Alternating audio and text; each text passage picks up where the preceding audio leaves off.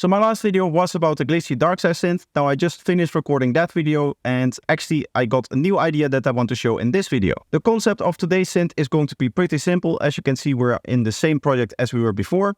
What we're going to do is we're just going to open up a serum and we'll get ourselves a nice sine wave. Let's go with the analog dB one. And in essence, what the idea of this patch is that we'll have a few voices of this sine wave, very, very detuned. As you can see, detuned to the maximum here. And what we're going to do is turn up this detune range here and we're going to set this to random here. And now you can already hear that we get some pretty crazy sounds.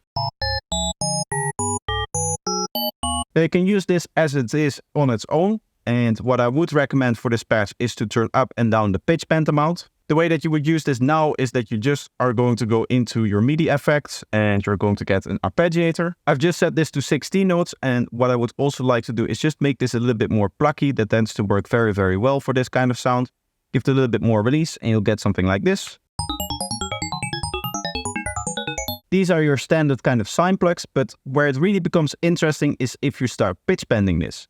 In order to do that automatically, what I would recommend is using LFO from Ableton's Max for Live devices. What we first need to do is something like this, where we get the pitch bends to the point where we can modulate it, and then we'll just go into audio effects, get ourselves an LFO. We're setting it up so that it synchronizes with the arpeggiator here. So we'll sync it and we'll set it to 1/16 here. And then we'll just map this to the pitch range.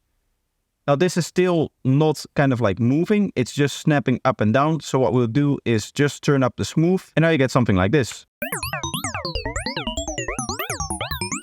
We'll add a little bit of delay here, something like this. And we can increase the feedback a bit. Let's open this up. What I like to do with delays on these type of sounds is really focus on the high frequencies. Maybe the feedback is a bit long like that. We'll go down a little bit and then we'll finally EQ it a little bit. And you can see what it's doing to the spectrum. It's just all going crazy, which is essentially what you want. What we can do is even take the beat repeat from the last video and just use that as well as an extra nice effect. I'm just going to remove the filter and we'll use it in the normal way that we saw before. And let's just place this MIDI clip down below here. Now actually you need to play this not in the sub bass register. You just need to turn this up a bit. We can actually do this in the synth, which is kind of the standard way I like to do it. Personally, I usually trigger almost all of my sequences at the sub bass register and just like tune it up if I have to in the synth.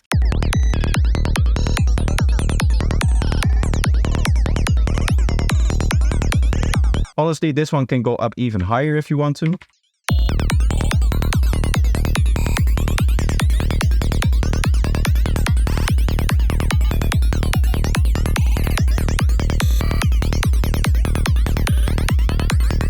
Now the cool thing about this LFO is that if you don't want the pitching effect, you can just leave this like this.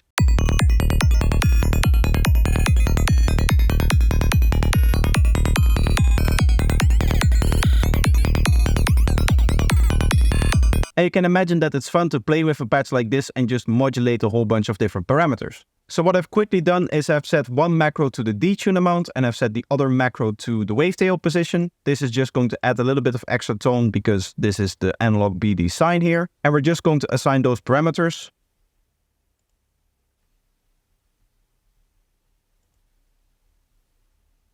We'll also assign the depth. What I want to do is quickly assign these so that I can see all of them. So we're going to go in serum. We're going to go number 2 here, macro 2, and then we'll also get macro 1. And now we have all 3 of them on the screen, and I'm just going to record something and just jam out a little bit to see if we can get some cool sounds out of this.